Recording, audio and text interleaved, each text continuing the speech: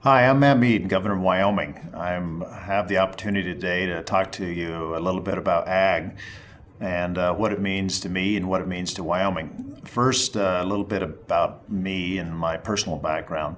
So my great-grandparents homesteaded a ranch in Teton County many years ago, and they were ranchers. My grandparents were ranchers, my parents were ranchers, and my wife and I have followed that tradition, and we have our own ranching operation, which when I'm done with being governor, I look forward to going back to the ranching business.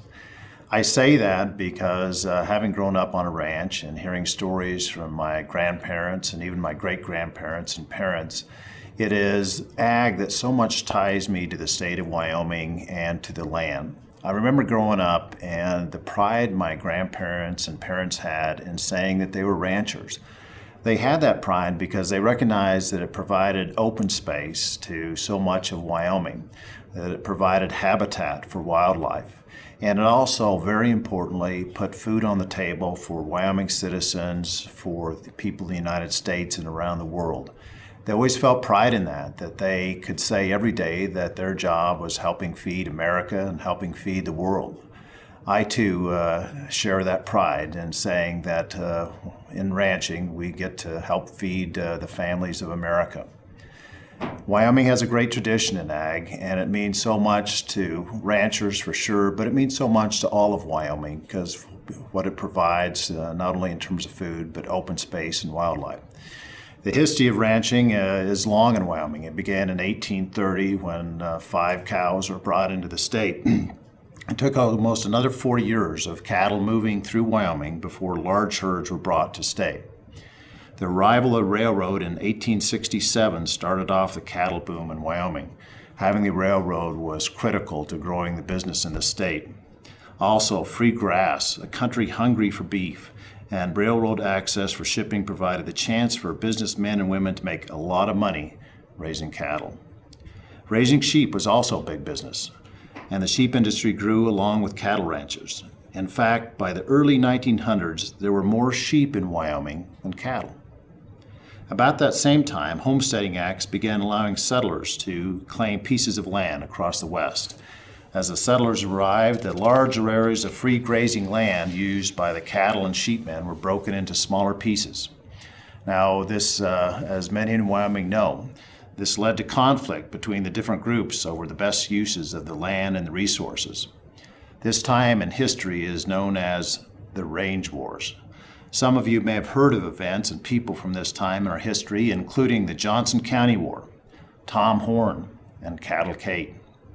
This time in our history came to an end when the Taylor Grazing Act of 1934 changed the way grazing was managed on public lands.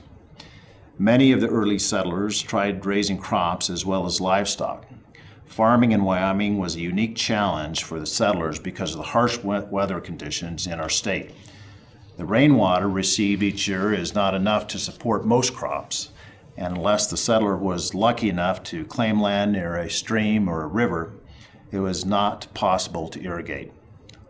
Challenges in keeping crops watered led to building irrigation districts and water storage system in several areas of the state. In areas without access to irrigation, dryland farming allowed farms to thrive. By the 1920s, new farming equipment and technology encouraged the growth of larger farms and ranches and led to fewer small farms and ranches. Many are still family-owned and operated today. As technology and culture have changed over the years, many people have moved into urban areas. In comparison, there are fewer farms and ranches remaining, but ag is still alive and well in Wyoming, and we're grateful for that. Today, dry farming and irrigation have allowed Wyoming farmers and ranchers to raise crops that can thrive in our environment. Wyoming farmers raise hay, oats, barley, corn, beans, sugar beets, and other crops. More than 1 million head of cattle and over 350,000 sheep graze Wyoming grasslands, outnumbering the people here. Wyoming is still one of the few states in the country with ag at its core, and our farmers and ranchers carefully steward the water, the soil, and rangeland to make sure they're available for future generations. What will your generation add to the history of Wyoming's ag? We know and we have reason to believe it'll be a wonderful future with you taking the helm.